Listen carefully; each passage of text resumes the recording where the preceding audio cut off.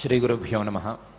ఇచ్ఛాద్వేష సముత్థేన ద్వంద్వమోహేన భారత సర్వభూతాని సమ్మోహం సర్గే యాంతి పరంతప అనే శ్లోకంలో పరమాత్మ ఈ ప్రపంచంలో ఉండేటువంటి జీవులందరూ, ప్రపంచంలో ఉండే ప్రాణులు కూడాను, ప్రపంచంలో పుట్టిన ప్రతి పదార్థం మీద, ప్రతి వస్తువు మీద ఇచ్ఛను కానీ, కోరికను కానీ, లేకపోతే ద్వేషాన్ని కానీ కలిగి ఉంటున్నారు. ఆ ఇచ్ఛాద్వేషాల వలన, ఆ రాగద్వేషాల వలన వారికే తెలియకుండా వారికి ఆయా వస్తువుల మీద సమ్మోహం పెరిగిపోతోంది, ఆ వస్తువుల మీద వ్యామోహం పెరుగుతోంది. ఆ వ్యామోహం పెరిగిపోవటం వలన ఆ వస్తువులలో కూరుకుపోతూ ఉన్నారు ఈ మానవులు.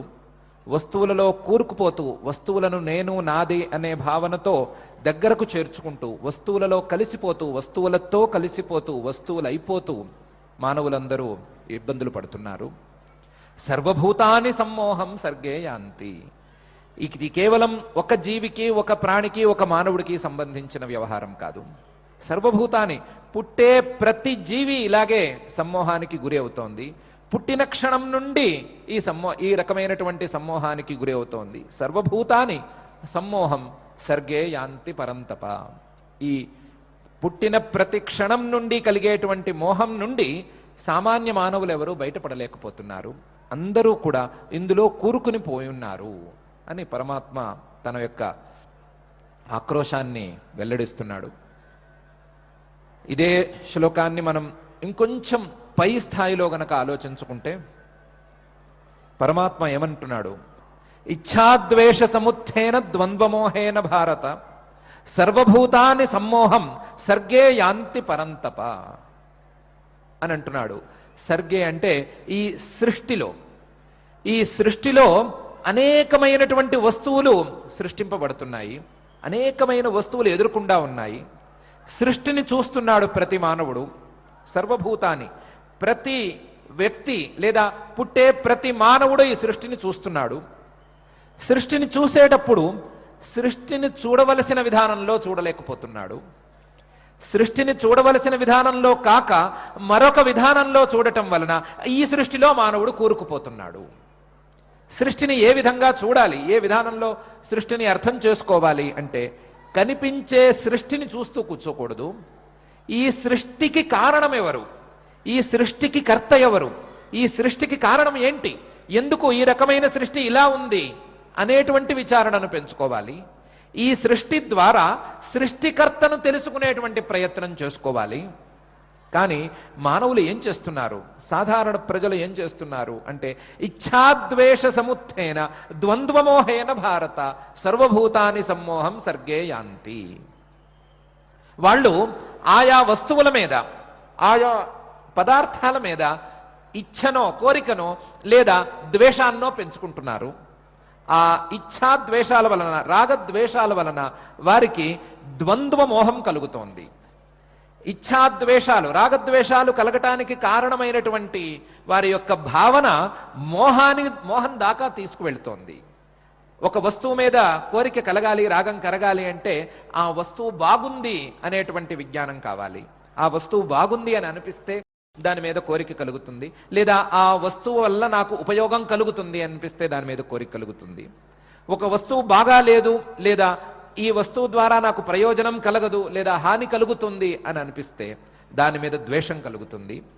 ఈ ఇచ్ఛాద్వేషాలు పెరిగిన కొద్దీ, ఈ ఇచ్ఛాద్వేషాలను కలిగించినటువంటి ఆ మంచి చెడు అనేటువంటి జ్ఞానం, శోభనం అశోభనం, మంచి చెడు, ఇది నాకు అనుకూలం, ఇది ప్రతికూలం, ఇది అనుకూలం కాదు, ఇది ప్రతికూలం కాదు అనేటువంటి భావన పెరిగిపోతూ ఉండగా ఏది మంచి ఏది చెడు నిర్ణయించుకోలేని స్థితికి మానవుడు చేరుతున్నాడు.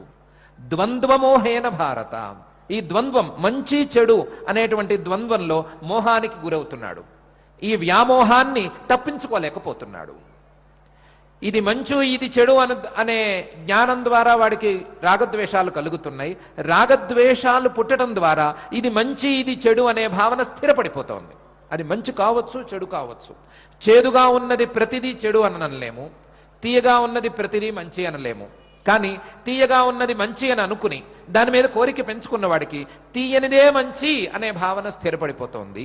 చేదుగా ఉన్నది నాకు ప్రతికూలంగా ఉంది అని అనుకుని దాని మీద ద్వేషం పెంచుకున్న వాళ్ళకి ఇది చేదు కాబట్టి చెడు అనే భావన స్థిరపడిపోతోంది. ఆ ద్వంద్వ మోహం పెరిగిపోతోంది. ఏ ద్వంద్వమోహం అంటే పనికిరాని ద్వంద్వమోహం. ఇది మంచి, ఇది చెడు, ఏది మంచి ఏది చెడు కాదు అనే సాధారణమైనటువంటి లాజిక్ను కూడా దాటిపోయి, ఏది ఆయా సందర్భాలలో తప్ప ప్రత్యేకించి ఇది చెడు అని కానీ ఇది మంచి అని కానీ ఉండదు అనేటువంటి వాళ్ళ అనుభవాలను కూడా దాటి, వాళ్ళ తర్కాలని కూడా దాటి వారు ఆ మోహాలకు గురవుతున్నారు. ఇలా ఒకరికి మాత్రమే ఈ మోహం చెంది ఉండటం లేదు, ఒకరికి మాత్రమే ఈ మోహం పరిమితం అవ్వటం లేదు. సర్వభూతాని సమ్మోహం సర్గే యాంతి. సృష్టిని చూడవలసిన విధానంలో కాక మరొక విధానంలో చూడటం వలన ప్రతి ప్రాణి, ప్రతి మానవుడు వ్యామోహానికి గురి అయి తీరుతున్నాడు. సృష్టిని చూడవలసిన విధానం, ఈ సృష్టి ఎలా ఉంది అనేది కాకుండా ఈ సృష్టికర్త ఎవరు, ఆ సృష్టికి కారణం ఏమిటి, ఈ సృష్టికర్త యొక్క స్వభావం ఏంటి, స్వరూపం ఏంటి అని తెలుసుకోవటం అనేది సృష్టి యొక్క అసలు ఉద్దేశ్యం. ఆ ఉద్దేశాన్ని పూర్తిగా పక్కన పెట్టేసి, ఎందుకు పనికిరాని దాన్ని లెక్కవేసి, పనికిరాని విషయమైనటువంటి ఈ సృష్టిలో ఉండే కొన్నిటికి మంచి అని, కొన్నిటికి చెడు అని పేరు పెట్టుకుని, ఆ పేరు పెట్టుకున్న వాటి మీదే రాగద్వేషాలను పెంచుకుని, ఆ రాగద్వేషాల ద్వారా ద్వంద్వమోహాలను పెంచుకుంటూ, ద్వంద్వమోహాల ద్వారా ఈ సృష్టి ద్వారా తను పొందవలసిన లాభాన్ని పొందలేకపోతున్నాడు. ఈ రకంగా ఈ సృష్టి వలన తను వ్యామోహానికి గురి అవుతున్నాడు. సృష్టి వలన కలగవలసిన అసలు సిసలు లాభాన్ని పొందలేకపోతున్నాడు. సృష్టి వలన కలగకూడనటువంటి హానిని పొందుతున్నాడు, సాధారణ మానవుడు పొందుతున్నాడు. ఇచ్ఛాద్వేష సముత్థేన ద్వంద్వమోహేన భారత సర్వభూతాని సమ్మోహం సర్గే యాంతి పరంతప అని పరమాత్మ మరొకసారి వాపోతున్నాడు. అయితే దీన్ని దాటటానికి ఏ రకమైనటువంటి ప్రయత్నం చేయాలి అంటే, పరమాత్మ గత అధ్యాయాలలో చెప్పినటువంటి యోగాభ్యాసాదులన్నిటినీ చేసుకోవాలి, సత్కర్మాచరణలన్నీ చేసుకోవాలి. పరమాత్మ పైన శ్లోకంలో చెప్పబోయేటువంటి సత్కర్మాచరణను కూడా శ్రద్ధగా చేసుకోవాలి. ఇవన్నీ ఉండగా అనేక జన్మలలో ఈ సాధనను చేసుకోవాలి. అనేక జన్మలలో, చాలా జన్మలలో ఈ సాధన చేసుకుంటే తప్ప ఈ సాధన నిలిచేందుకు అవకాశం లేదు. నువ్వు అలాంటి సాధనను చేసుకున్నావు కాబట్టి, అనేక జన్మలలో ఇప్పటికే నువ్వు సాధనను కొంత దూరం వెళ్ళగలిగావు కాబట్టి నీకు ఈ జన్మలో మంచి వంశంలో జన్మ లభించింది. అందువలన నువ్వు ఈ భారత వంశంలో పుట్టి ఉన్నావు అని సూచన చేయటం కోసం భారత అనే ఒక సంబోధన పెట్టాడు. దాంతోపాటు ఈ జన్మలో నీ సాధన ఎంతో కొంత ముందుకు వచ్చింది అని సూచన చేయటం కోసం పరంతప, శత్రువులను కాల్చేసేవాడివి నువ్వు. శత్రువులు నీ ముందు నిలవలేరు. నీ అంతఃశత్రువులు కావచ్చు, బయట ఉండేటువంటి శత్రువులు కావచ్చు, ఎవరూ కూడా నీ ముందు నిలవలేరు. అటువంటి సాధనను ఈ జన్మలో కూడా నువ్వు చేసుకున్నావు అని సూచించడం కోసం పరంతప అనే సంబోధనను కూడా పరమాత్మ చేశాడు. మనం కూడా ఎంతో కొంత ఈ విశేషణాలకి లోనవుతాం. మనం కూడా మంచి మంచి వంశాలలో పుట్టి ఉన్నాము. మన తండ్రులు, మన తాతలు, మన ముత్తాతలు గొప్పవారే కాబట్టి వారి వంశంలో మనం పుట్టి ఉన్నాము. అంతేకాకుండా కనీస ప్రయత్నం చేస్తున్న వాళ్ళం కాబట్టి పరంతప అనే దానికి పూర్తిగా కాకపోయినా ఏదో మన లెక్కలో ఒక 0.1% అయినా మనం ఆ సంబోధనకు గురి అవుతామని మనం కూడా అనుకోవచ్చు. అనేక జన్మలలో చేసుకున్నటువంటి సాధనలు ఫలించాలి, ఈ జన్మలో సాధన చేసుకుంటూ ఉండాలి. అలాంటి వాళ్ళకి మాత్రమే ఈ సమ్మోహం కొంచెమైనా దూరంగా ఉంటుంది, కానీ ఇతరులకు మాత్రం ఈ సమ్మోహం తప్పదు. ఈ సమ్మోహాన్ని దాటి వెళ్ళటం అనేది సాధారణ మానవులకు సాధ్యమయ్యే పని కాదు అని పరమాత్మ ఈ శ్లోకంలో ప్రత్యేకించి అంటున్నాడు. అందులోనూ సాధారణ సందర్భాలలో కూడా, అసాధారణ సందర్భాలు ఏమీ అక్కర్లేదు, సాధారణమైనటువంటి సందర్భాలలో కూడా సాధారణమైనటువంటి వివేకం పని చేయాలన్నా కూడా, సాధారణమైనటువంటి విజ్ఞానం, కామన్ సెన్స్ పనిచేయాలన్నా కూడా ఈ రాగద్వేషాలు అనేవి చాలా ప్రతిబంధకాలు. రాగద్వేషాలు గనక సమ్మోహం దాకా తీసుకువెళ్లే మాట అయితే, రాగద్వేషాలు వ్యామోహానికి గురి చేసే మాట అయితే, రాగద్వేషాలు వ్యామోహానికి గురి చేసేంత స్థాయిలో గనక ఉన్నట్లయితే సాధారణమైన నిర్ణయాలను కూడా సాధారణ మానవులు కానీ అసాధారణ మానవులు కానీ తీసుకోలేరు. అందులోనూ చాలా ఏకాగ్రతతో సాధించవలసినటువంటి పరమాత్మ విజ్ఞానం విషయంలో, చాలా ఏకాగ్రతతో అర్థం చేసుకోవలసినటువంటి ఈ సృష్టి యొక్క విషయంలోనూ ఇలాంటి రాగద్వేషాల వలన వచ్చేటువంటి ఈ ద్వంద్వ మోహం, శీతోష్ణాది ద్వంద్వ మోహం సామాన్యమైన అడ్డంకి కాదు. ఈ అడ్డంకి దాటటానికి ప్రతి మానవుడు ప్రయత్నం చేసుకుని తీరవలసిందే. ప్రతి మానవుడు సాధారణ సందర్భాల్లోనూ రాగద్వేషాలను దాటడానికి ప్రయత్నం చేసుకోవాలి. రాగద్వేషాలకు అతీతంగా ఆలోచించటం నేర్చుకోవాలి. విశేషమైనటువంటి పరమాత్మ జ్ఞానం అనే సందర్భంలో రాగద్వేషాలను దాటి తీరాలి అని పరమాత్మ ఈ శ్లోకంలో సూచన కూడా మనకు చేస్తున్నాడు. అసాధారణమైనటువంటి ప్రజ్ఞా విశేషాలను కలిగి ఉన్నవారు, అసాధారణమైనటువంటి తపస్సు కలిగిన వారు కూడా ఈ రాగద్వేషాలను గనక దాటలేకపోతే, రాగద్వేషాలకు అతీతంగా ఆలోచించలేకపోతే వారు చాలా హాస్యాస్పదమైనటువంటి పరిస్థితులలో నిలుస్తారు అనటానికి అనేక ఉదాహరణలున్నాయి, చాలా ఉదాహరణలున్నాయి. ఆ ఉదాహరణల్లో మనం ఇంతకుముందు మొదలు పెట్టుకున్నటువంటి ధ్రువుడి ఉదాహరణను తీసుకున్నట్లయితే, ధ్రువుడు చిన్న వయసులో తండ్రి గారి ఒడిలో కూర్చున్నాడు. సవితి తల్లి సురుచి వచ్చి ఆయన్ని కిందకి లాగింది. ఆ లాగినందుకు కోపం వచ్చి ఆయన అడవికి వెళ్ళి శ్రీమన్నారాయణుణ్ణి ఉద్దేశించి తపస్సు చేసుకున్నాడు. ఆయన ప్రత్యక్షమయ్యాడు. ప్రత్యక్షమయ్యి ఇక్కడి నుంచి 36,000 ఏళ్ల పాటు నువ్వు యజ్ఞరూపంగా నన్ను ఆరాధించు అని పరమాత్మ ఉపదేశం చేశాడు. ఆయన వెనక్కి తిరిగి వచ్చాడు. ఇంతవరకు ఒకసారి మనం చెప్పుకున్నాం. ఈ మధ్యలో నారద మహర్షి గారు కనిపించడం కూడా మనం చర్చించుకున్నాం. ఆయన తిరిగి వచ్చేటప్పటికీ ఊళ్ళో ఆయనకి స్వాగత సభ ఏర్పాటు చేశారు. స్వాగత సభ అనుకోక్కర్లేదు, ఊరి బయటే అందరూ స్వాగతం చెప్పడానికి నిల్చుని ఉన్నారు. ఈయనకి చాలా సంతోషం వేసింది. చిన్నపిల్లవాడు, తపస్సులో అప్పుడే సిద్ధిని పొంది ఉన్నవాడు, శ్రీమన్ మహావిష్ణువు అనే ప్రత్యక్షం చేసుకోగలిగిన వాడు ఊళ్ళోకి వస్తున్నాడు అనగానే అందరూ స్వాగతం చెప్పడానికి ఊరు బయట నుంచునున్నారు. స్వాగతం చెప్పడానికి ఊరు బయట నుంచునుంటే అందరినీ పరికించి చూశాడు ఎవరెవరు వచ్చారు అని. మొదలు నుంచున్నది ఎవరు అని ఆలోచిస్తే చూస్తే ఆశ్చర్యంగా ఈయన సవితి పిన్ని ఉంది అక్కడ. ఏ పిన్ని మీద కోపంతో ఈయన తపస్సు చేయటానికి అడవుల్లోకి వెళ్ళిపోయాడో, ఏ పిన్ని తనను చాలా ద్వేషిస్తోంది అని అనుకున్నాడో, ఆ పిన్ని కంట నీరు పెట్టుకుని ఎదురుకుండా నుంచునుంది. పిల్లవాడిని గట్టిగా పట్టుకుని, ఒరే అబ్బాయి, నీకంటే వాడు చిన్నవాడురా, మీ తమ్ముడు నీకంటే చిన్నవాడు తండ్రి ఒళ్ళో కూర్చోవాలి అనే ఉద్దేశంతో నేను కిందకి దించాను. దించటం కొద్దిగా ఏదో బలాత్కారంగా దించినట్టు అయింది, లేదా కఠోరంగా దించినట్టు అయింది, అందువలన నీ మనసు గాయపడి ఉండవచ్చు. కానీ నా మనసులో అలాంటి భావన లేదురా. మీరిద్దరూ ఆ తండ్రి పిల్లలేరా, మీరిద్దరూ అన్నదమ్ములరా, ఒక తల్లికి పుట్టకపోయినా ఒక తండ్రి పిల్లలు మీరు, అందువలన మీరిద్దరు అన్నదమ్ములు. ఇలాంటి భావన నాకు లేదు, నీకు వద్దు అంది. ఈయన చాలా చిన్న పిల్లవాడు. ఒక్కసారి ఆయనకి కళ్ళు తిరిగినట్టయినాయి. నారద మహర్షి ఎందుకు తపస్సు వద్దన్నట్లుగా మాట్లాడాడు? క్షత్రియ కుమారుడివి నువ్వు, నీకు అవమానాలు నీకు సహజం రాని ఎందుకన్నాడు? శ్రీమన్ మహావిష్ణువు కూడా చూసిన వెంటనే నువ్వు ఇంత తపస్సు చేశావు కదా, నీకు మోక్షాన్ని ప్రసాదిస్తాను అని ఎందుకు అనలేదు? పోనీ సాక్షాత్తు శ్రీమన్ మహావిష్ణువుని చూసిన నేను కూడా నాకు మోక్షాన్ని ప్రసాదించు, నీతోనే ఉంచుకో, నీ లోకానికి తీసుకెళ్ళిపో, నీతో నన్ను పైకి తీసుకెళ్ళిపో అని నేను కూడా ఎందుకు అనలేదు? ఈరోజు మళ్ళీ నేను తిరిగి వస్తూనే నా పిన్ని నీ మీద నాకు ఏ రకమైన ద్వేషము లేదు అని ఎందుకు అంటోంది? అసలు నేను ఏం అర్థం చేసుకున్నాను, నేను ఏం ఆలోచిస్తున్నాను, ఏ రకంగా నేను ఆలోచిస్తూ దీన్ని ఈ సృష్టిని అర్థం చేసుకుంటున్నాను అని కొంచెం పిల్లవాడు బాధపడ్డాడు. ఆ బాధలో, ఆ ఆత్రంలో తన పిన్ని మీద ఉండేటువంటి గత ద్వేషం, వెనకాల ఉండేటువంటి ద్వేషం తనకు తెలియకుండానే తన తమ్ముడి మీద ప్రేమగా మారిపోయింది. ఆ క్షణం నుండి తన తమ్ముడిని ప్రేమించటం మొదలుపెట్టాడు, చాలా ప్రేమించడం మొదలుపెట్టాడు. క్రమంగా ఇద్దరు పెద్దవాళ్ళు అవుతున్నారు. ఈయన రాజ్యాధికారానికి వచ్చాడు.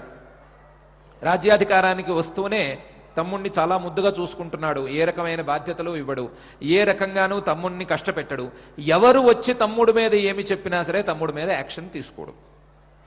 ఇలాంటి పరిస్థితే మనకుంటే ఇంకేమన్నా తిరుగుందా? అన్నగారు రాజ్యాధికారంలో ఉన్నారు, తమ్ముడు గారి మీద కంప్లైంట్లు చెప్తే తమ్ముడు గారిని ఏమీ అనడు, వాళ్ళనే కంప్లైంట్లు తెచ్చిన వాళ్ళనే ఏదో అంటాడు తప్ప తమ్ముడు గారిని పల్లెత్తు మాట అనడు. రాజా సపోర్ట్ ఉంది, రాజుగారి సపోర్ట్ ఉంది, ఇంకా చేయవలసిందే ఉంది. ఇష్టం వచ్చినట్టు చేస్తున్నాడు తమ్ముడు గారు, ఇష్టం వచ్చినట్టు సంచరిస్తున్నాడు. అందరూ వచ్చి చెప్తూనే ఉన్నారు, మీ తమ్ముడు గారు అలా చేశారండి, ఇలా చేశారండి అని. ఈయనేమీ చలించటం లేదు. తమ్ముడు గారి మీద ప్రేమను అలాగే పెంచుకుంటూ పెంచుకుంటూ పోతున్నాడు. తను చేసిన తప్పును దిద్దుకుంటున్నానని అనుకుంటున్నాడు. తను చేసిన తప్పు ఒకసారి సవితి తల్లిని ద్వేషించటం. ఆ ద్వేషించటం అనే తప్పు మరొకసారి చేయకూడదు. చేయకూడదు అంటే దానికి విరుద్ధంగా ప్రేమను పెంచుకుంటూ పోవాలి అని అనుకుంటున్నాడు. తమ్ముడి మీద ప్రేమను పెంచుకుంటున్నాడు. ఆ ప్రేమలో తమ్ముడు అడ్డదారులు తొక్కుతున్నా సరే పట్టించుకోవటం లేదు, వదిలేశాడు. ఈ తమ్ముడు గారు అన్నగారు ఎలాగూ పట్టించుకోవట్లేదు కదా అని రకరకాల వ్యవహారాలు చేశాడు. చేసి చివరికి ఒక యక్షులతో విరోధం పెట్టుకున్నాడు. ఒక యక్షుడితో విరోధం పెట్టుకున్నాడు. ఏదో వ్యవహారం, వేరే వ్యవహారం, యక్షుడితో విరోధం వచ్చింది. ఆ విరోధంలో కొంతమంది యక్షులకి ఈయనకి యుద్ధం జరిగింది. ఆ యుద్ధంలో ఈ తమ్ముడు గారు మరణించేశారు. ఆ యక్షులతో జరిగిన యుద్ధంలో తమ్ముడు గారు నిలవలేకపోయారు. ఇది అన్నగారికి తెలిసింది. అన్నగారికి ఇష్యూ కూడా తెలిసింది. ఎందుకు యుద్ధం వచ్చింది, ఎందుకు ఇంత దాకా వచ్చింది, ఎందుకు యుద్ధం జరిగింది, యుద్ధంలో తమ్ముడు ఎందుకు మరణించాడు, ఇవన్నీ కూడా అన్నగారికి తెలిసినాయి. తెలిసినా సరే అన్నగారికి కోపం వచ్చింది. ఏమని కోపం వచ్చింది? నా తమ్ముణ్ణే యక్షులు సంహరిస్తారా? నా తమ్ముడిని తెలిసి ఉండి కూడా యక్షులు ధైర్యంగా వచ్చి వాడితో యుద్ధం చేయటమే కాకుండా వాడిని సంహరించేదాకా వెళ్ళిపోయారా? అసలు యక్షుల సంగతి మనం చూసేద్దాం, యక్షులనే వాళ్ళు లోకంలో ఉండకుండా చేద్దాం అని చెప్పి ఆయన ఉత్తర దిక్కుకు బయలుదేరాడు. ఉత్తర దిక్కుకు బయలుదేరి వెళ్ళి ఏకంగా అలకాపురి, కుబేరుడు ఉండేటువంటి పట్టణం, ఆ అలకాపురినే ముట్టడించి యక్షులతో యుద్ధం చేస్తున్నాడు. కుబేరుడు అతి సాత్వికమైనటువంటి తపస్సు చేసుకున్నటువంటి మహానుభావుడు. కేవలం ధనాధిపతి అనే దృష్టితో మనం చూసుకోకూడదు. అతి సాత్వికమైనటువంటి వాడు. అలాంటి సాధకుడు మరొకడు ఉండడు అని చెప్పుకోవచ్చు. అట్లాంటి ఉత్తమోత్తమైనటువంటి సాధకుడు కుబేరుడు. ఆయన వచ్చింది మహావిష్ణు భక్తుడు అని అర్థం చేసుకుంటూనే ఉన్నాడు. అన్యాయంగా వచ్చాడు అనే సంగతి కూడా అర్థం చేసుకున్నాడు. అన్యాయంగా వచ్చానని వచ్చిన వాడికే తెలుసు అని కూడా ఈయన అర్థం చేసుకున్న రాజ్య రక్షణ అనేది తప్పేది కాదు ఆయనకు కూడాను. అందువలన యుద్ధం అయితే చేస్తున్నాడు. ఏ క్షణాన యుద్ధం మానేద్దాం, కుదిరితే ఏ క్షణానైనా సరే యుద్ధం మానేద్దాం అని అనుకుంటున్నాడు. ఈ ధ్రువుడు గారు మాత్రం తమ్ముడు మరణించాడనే కోపంతో యుద్ధాన్ని చాలా తీవ్రంగా చేస్తున్నాడు. యక్షజాతి మిగలకూడదు, నా తమ్ముణ్ణి సంహరించిన యక్షజాతి ఈ లోకంలో ఉండకూడదు అని ప్రత్యేకించి ఒక రకమైన కసితో యుద్ధం చేస్తున్నాడు. దొరికిన ప్రతి యక్షుణ్ణి సంహరిస్తున్నాడు. సూర్యాస్తమానం వరకు యుద్ధం జరిగింది. రాత్రికి గుడారంలోకి వచ్చాడు. గుడారంలోకి వచ్చి కాసేపు విశ్రాంతి తీసుకుంటూ ఉండగా ఆయన పితృదేవతలు ప్రత్యక్షమయ్యారు.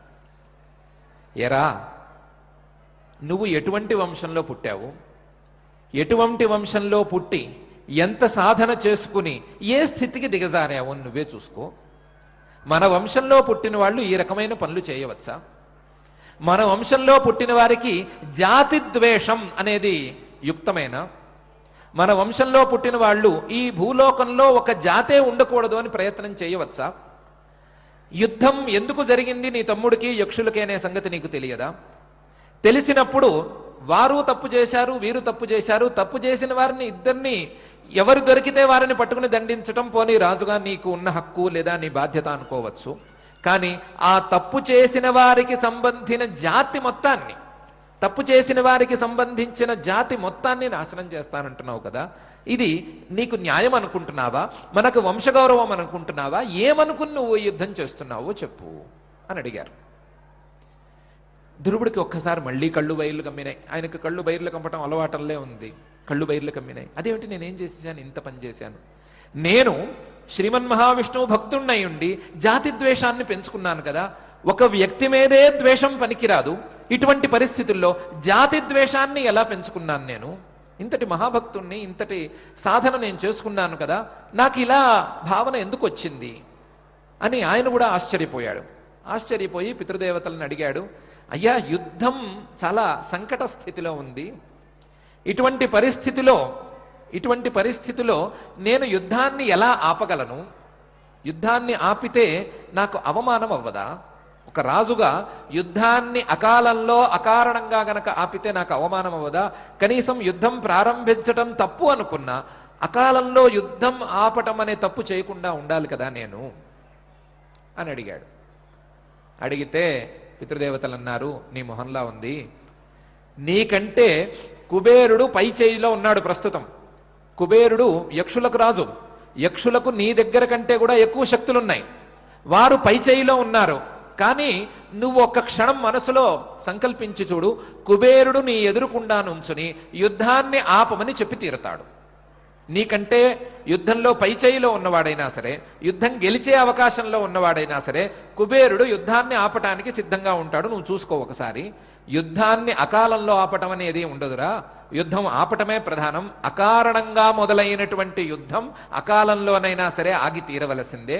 అందులోనూ జాతిని నాశనం చేయటానికి మొదలైన యుద్ధం ఆగి తీరవలసిందే. ఒకసారి కుబేరుణ్ణి స్మరించి చూడు అన్నారు. ఈయన కుబేరుణ్ణి స్మరించాడు. స్మరించిన వెంటనే కుబేరుడు ఆ క్షణాన ప్రత్యక్షమయ్యి, తమ్ముడు, మనిద్దరం ఒకే దేవత యొక్క భక్తులము, ఒకే పరమాత్మ యొక్క భక్తులం మనిద్దరము. అందువలన మనిద్దరికీ ఈ రకమైన ద్వేషం పనికిరాదు, ఈ రకమైన యుద్ధం పనికిరాదు. మీ తమ్ముడు తప్పు చేశాడా లేదా మా యక్షులు తప్పు చేశారా అనే విచారణ మనకొద్దు. ఇలా పరస్పరం జనహాని ప్రాణహాని కలిగేటువంటి యుద్ధాలు మనకు వద్దు. ఈ యుద్ధాన్ని మనం ఇక్కడితో విరమిద్దాం. నీకు జరిగిన నష్టానికి పరిహారాన్ని నేను ఇస్తాను, నువ్వు తీసుకుని జాగ్రత్తగా నీ రాజ్యానికి వెళ్ళిపో అన్నాడు. ఈయనకి మరింత ఆశ్చర్యం కలిగింది. ఆశ్చర్యం కలిగి ఆలోచించడం మొదలుపెట్టాడు. ఒకటి, వ్యావహారికంగా లేదా సాధనాపరంగా నాకంటే కుబేరుడు ఎంత ఎత్తులో ఉన్నాడు అనేది విషయం. కుబేరుడు నాకంటే చాలా ఎత్తులో ఉన్నవాడు, నాకంటే ముందే తపస్సిద్ధిని పొంది ఉన్నవాడు, ఒక దిక్కుకే అధిపతిగా నియమింపబడ్డవాడు, యుద్ధంలో పైచేయిలో ఉన్నవాడు, తను గెలిచే అవకాశంలో ఉన్నవాడు కూడా వచ్చి స్మరించిన వెంటనే వచ్చి జాగ్రత్తగా, తమ్ముడు మనిద్దరికీ యుద్ధం ఎందుకు అంటున్నాడు. నేను ఈ క్షణాన యుద్ధం మానేస్తాను, నీకే నష్టపరిహారం ఇస్తాను అంటున్నాడు. నేను యుద్ధానికి రాగా నష్టం కుబేరుడికి జరగగా ఆయన నాకు నష్టపరిహారం ఇస్తానంటున్నాడు. ఇది ఆయన గొప్పతనం. రెండవది, అసలు జీవితంలో నేనేమేం చేశాను, ఎవరెవరి మీద ప్రేమతో ఎవరెవరి మీద ద్వేషంతో నేను ఏమేం పనులు చేశాను. చిన్నప్పుడా పిన్ని మీద ద్వేషంతో తపస్సు చేశాను. ఆ ద్వేషం కాస్త తమ్ముడు మీద ప్రేమగా మారిన వెంటనే తమ్ముడు ఏం చేసినా సరే సహించే స్థితికి వచ్చాను. ఆ తమ్ముడు ప్రాణాల మీదకు తెచ్చుకున్న తరువాత, ఆ తమ్ముడు నెత్తికి వేసుకున్న తరువాత, దోషాలన్నీ నెత్తికి వేసుకున్న తరువాత, అతను పోయిన తరువాత అతని మీద ప్రేమ కాస్త ద్వేషంగా మారగా, యక్షుల మీద ద్వేషంగా మారగా, యక్షుల్ని పూర్తిగా నాశనం చేయడానికి అని యుద్ధానికి వచ్చాను. నా ద్వేషం ప్రేమగా మారిపోతోంది, ప్రేమ మళ్ళీ ద్వేషంగా మారిపోతోంది. అయితే ఈసారి ఏం జరుగుతోందంటే వ్యక్తులు మారిపోతున్నారు. చిన్నప్పుడు పిన్ని మీద ఉండే ద్వేషం క్రమంగా మారి తమ్ముడు మీద ప్రేమగా మారింది. తమ్ముడు మీద ఉండేటువంటి ప్రేమ రాగం క్రమంగా మారి ఏదో ఒక గందరగోళానికి గురి అవ్వగా యక్షుల మీద ద్వేషంగా మారింది.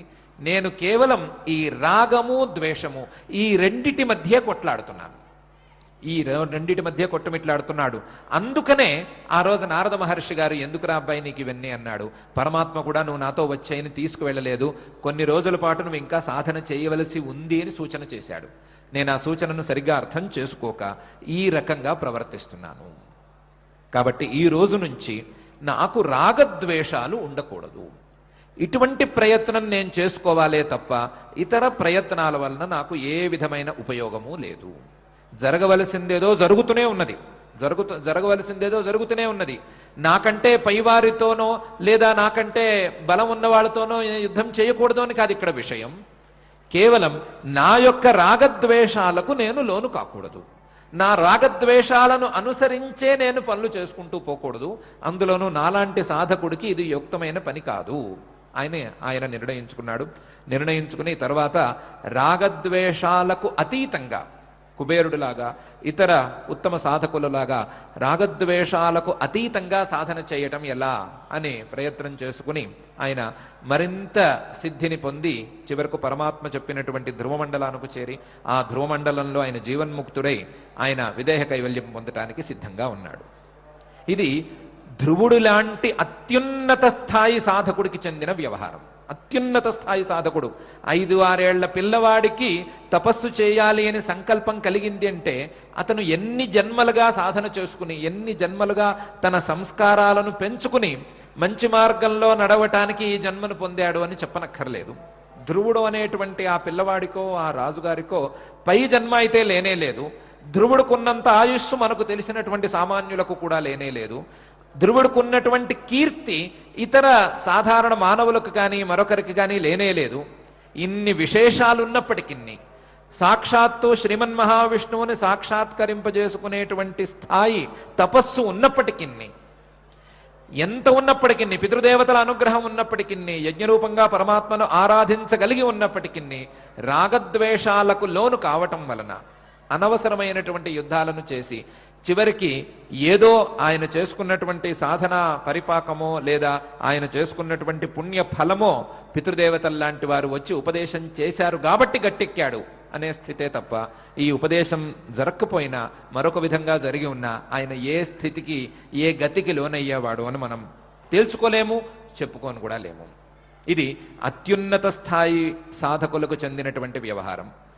అత్యున్నత స్థాయి సాధకులే ఇలాంటి గతులకు లోనైతే, అత్యున్నత స్థాయి సాధకులే రాగద్వేషాలకు లోనైనప్పుడు చాలా ఇబ్బందులకు గురయ్యే పరిస్థితి ఉంటే, వారి సాధన స్థాయి కంటే కనీసం 1 ఇంచైనా కిందకి దిగజారే ప్రమాదమే ఉంటే, మనలాంటి సాధారణ స్థాయి మానవులకు, సాధారణ స్థాయి సాధకులకు ఏ రకమైన గతి ఉండవచ్చు అనేది చాలా పెద్ద విషయం. అందుకనే పరమాత్మ ఇలాంటి పరిస్థితి ఉండకూడదు. కేవలం ఇచ్ఛాద్వేషాలతో, రాగద్వేషాలతోనే ప్రతి పని చేద్దామని ఎవరు అనుకోకూడదు. రాగద్వేషాలతో సాధించేది ఏమీ లేదు. రాగద్వేషాలతో వచ్చేది కేవలం ద్వంద్వ సమ్మోహం మాత్రమే, వ్యామోహం మాత్రమే రాగద్వేషాలతో కలుగుతుంది తప్ప ఏ సందర్భంలో ఏ పని చేయాలి, ఏ సందర్భంలో ఏ నిర్ణయం తీసుకోవాలి అనే విషయంలో ఈ రాగద్వేషాలతో ఆలోచించే వారికి మిగిలేది వ్యామోహమే తప్ప మరొకటి ఏమీ మిగలదు. అందువలన రాగద్వేషాలను తగ్గించుకునే ప్రయత్నం ప్రతి మానవుడు చేయాలి. ప్రతి మానవుడు ఆ ప్రయత్నం చేసుకోలేకపోతే సర్వభూతాని సమ్మోహం సర్గే యాంతి పరంతప, వారి జన్మను కేవలం రాగద్వేషాలకు అంకితం ఇచ్చుకున్నట్టు అవుతుంది. వారు తమకు లభించినటువంటి అవకాశాలన్నిటినీ కూడా ఈ ద్వంద్వ సమ్మోహానికి అంకితం ఇచ్చుకున్నట్టు అవుతుందే తప్ప వారు జన్మ సార్థకతను పొందలేరు అని పరమాత్మ స్పష్టంగా చెప్పటం కోసం ఇచ్ఛాద్వేష సముత్థేన ద్వంద్వమోహేన భారత సర్వభూతాని సమ్మోహం సర్గే యాంతి పరంతప అని ప్రత్యేకించిన ఉపదేశం మరొకసారి చేశాడు. ఈ ఉపదేశాన్ని, ఈ రకమైనటువంటి ఉపదేశాన్ని, రాగద్వేషాలకు అతీతంగా వ్యవహరించమనేటువంటి ఉపదేశాన్ని పరమాత్మ చేస్తూనే ఉన్నాడు. ఎన్నిసార్లు చేసినా సరే ఈ రాగద్వేషాలు చేసేటువంటి, రాగద్వేషాల వలన కలిగేటువంటి అనర్థాన్ని తప్పించటం సామాన్యమైన విషయం కాదు. ఆ రాగద్వేషాలను దాటి వెళ్ళటానికి ప్రయత్నం చేసి తీరవలసిందే అనే విషయం మళ్ళీ నొక్కి చెప్పటం కోసం పరమాత్మ ఈ సందర్భంలో కూడా ఈ శ్లోకాన్ని వాడుకుంటున్నాడు. అయితే ఈ రాగద్వేషాలే గనక సహజమైతే, రాగద్వేషాలే గనక మనసులో స్థిరమైపోయి ఉంటే, ఆ రాగద్వేషాల వలన సమ్మోహం కూడా బలంగా స్థిరపడిపోయి ఉంటే, ఎప్పటికీ ఆ సమ్మోహంతో కళ్ళు మూసుకుపోయి ఉంటే, ఎప్పటికీ ఆ సమ్మోహంతో వస్తువులనే చూడటమే తప్ప వస్తువులలో దాగి ఉన్నటువంటి పరమాత్మను, వస్తువులకు పరమ మూల కారణమైనటువంటి పరమాత్మను చూసేటువంటి సామర్థ్యమే లేకపోతే, ఆ సామర్థ్యం ఎవరికీ లేకపోతే, సర్వభూతాని సమ్మోహం సర్గేయాంతి పరంతప అని అందరూ అదే విధంగా ఉంటే ఇంకా ఉపదేశాలే ఎందుకు? అందరూ అలాగే ఉంటారు కదా. ఇచ్ఛా రాగద్వేషాల సహజం, ఎన్నో జన్మలుగా తెచ్చుకున్నటువంటి రాగద్వేషాలు, ఈ రాగద్వేషాల మోహాన్ని తీసుకొచ్చి తీరుతున్నాయి. మోహం కూడా బలంగా దృఢంగా ఉంది మనస్సుల్లోనూ.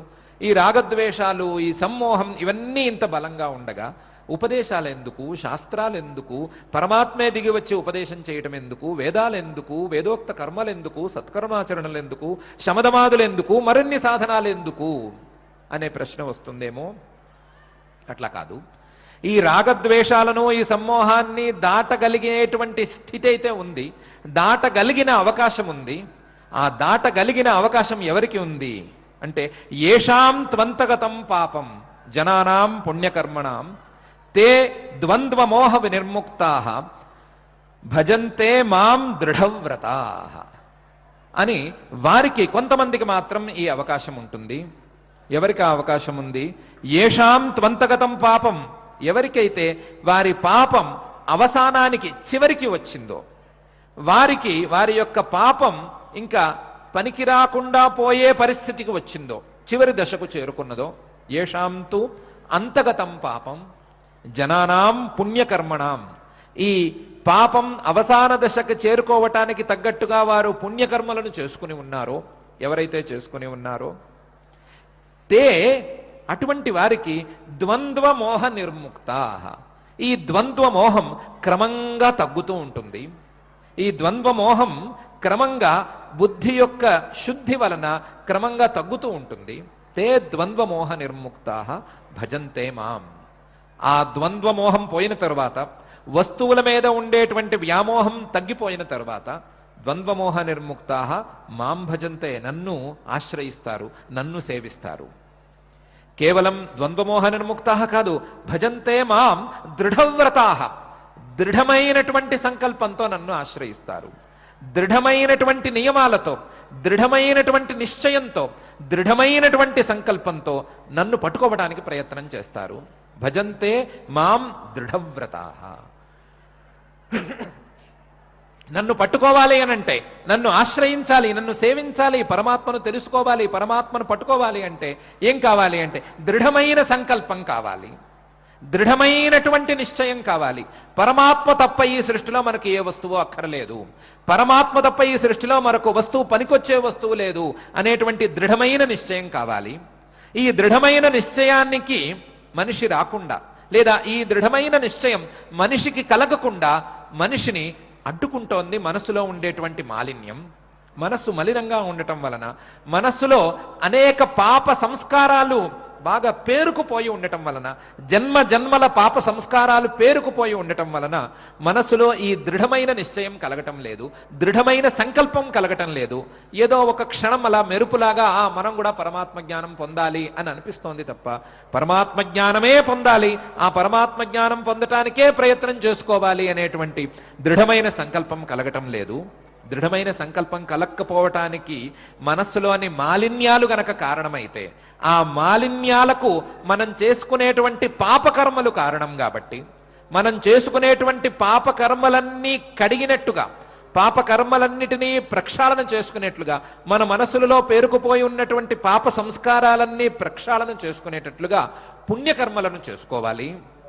అలా ఏషాం త్వంతగతం పాపం జనానాం పుణ్యకర్మణాం, ఎవరైతే ఆ పాపాలను పోగొట్టుకునేందుకు, ఆయా కోరికలతో కాదు, పాపాలను పోగొట్టుకునేందుకు పుణ్యకర్మలను ఆచరించుకుంటూ ఉంటారో, పుణ్యకర్మలను బాగా చేసుకుని సత్కర్మాచరణ ద్వారా మనసులో ఉండేటువంటి పాపాలను, పాప సంస్కారాలను, పాప సంకల్పాలను వీటన్నిటినీ పోగొట్టుకుంటూ ఉంటారో, కడుక్కుంటూ ఉంటారో, అటువంటి వారికి తే ద్వంద్వమోహ నిర్ముక్తా, క్రమంగా మనసులో శుద్ధత్వం పెరగటం వలన, మనసులో పరిశుద్ధి పెరగటం వలన ఈ ద్వంద్వమోహం క్రమంగా తగ్గుతూ ఉంటుంది.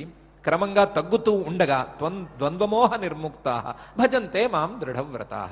అటువంటి సందర్భంలో ద్వంద్వమోహం తగ్గి మనసులోని మాలిన్యాలన్నీ కాకపోయినా, మనసులో చాలా వరకు మాలిన్యాలన్నీ కడిగినట్టయి, మనసులో ఉండేటువంటి పాప సంస్కారాలన్నీ కొద్ది కొద్దిగా పోయి, మనసులో పుణ్య సంస్కారాలు, మంచి సంస్కారాలు, మంచి సంకల్పాలు పెరగగా, దృఢవ్రతా, దృఢమైన సంకల్పం వారికి మనసులలో పెరగగా, అప్పుడు భజంతే మాం దృఢవ్రతా అని ఆ స్థితి అప్పుడు వస్తుంది. అంతవరకు మాత్రం ఇచ్ఛాద్వేష సముత్థేన ద్వంద్వమోహేన భారత, సర్వభూతాని సమ్మోహం సర్గేయాంతి పరంతప అనేది తప్పేది కాదు అని పరమాత్మ విస్పష్టంగా చెప్పేస్తున్నాడు.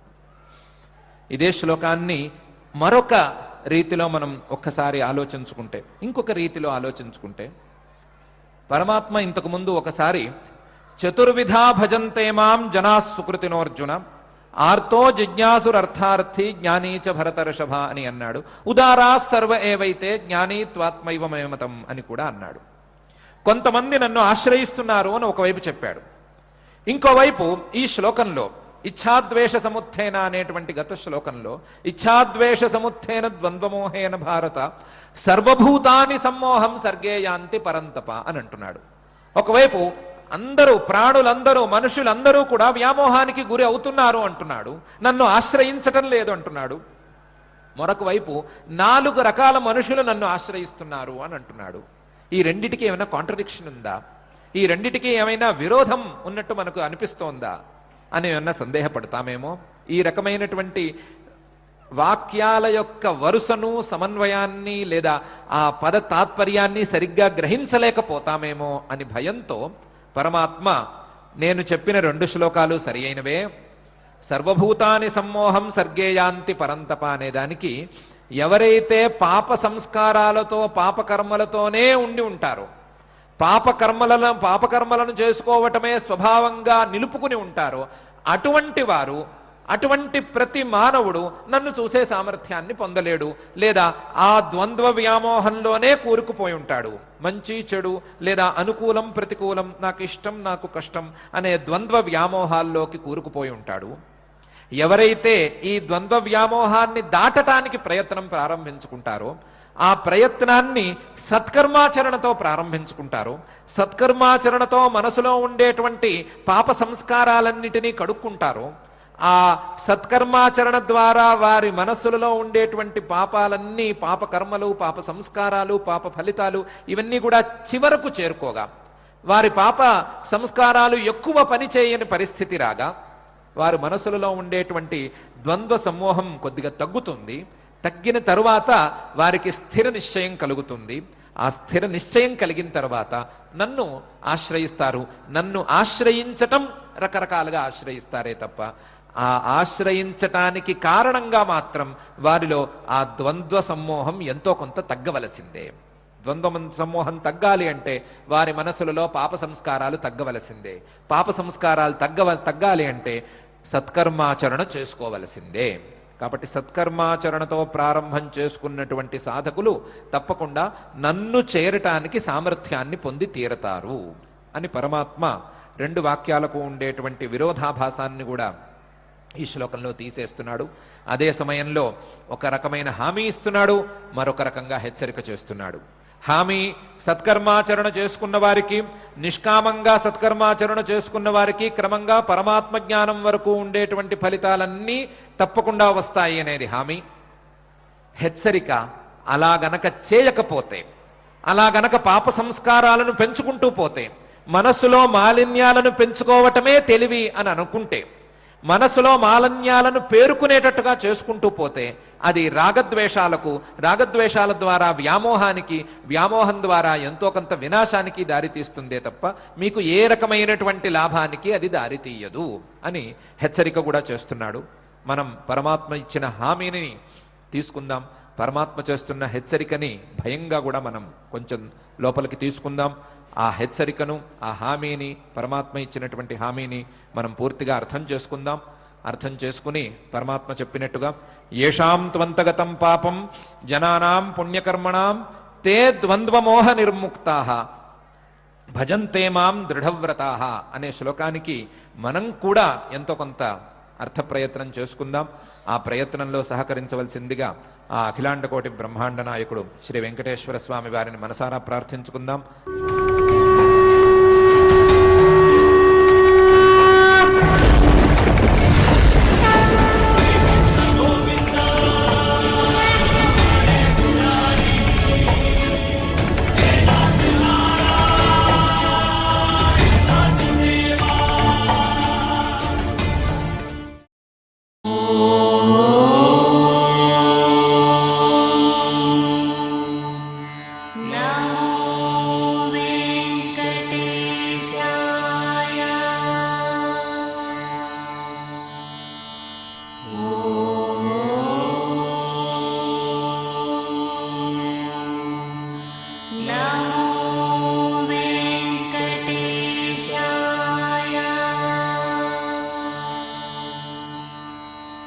Oh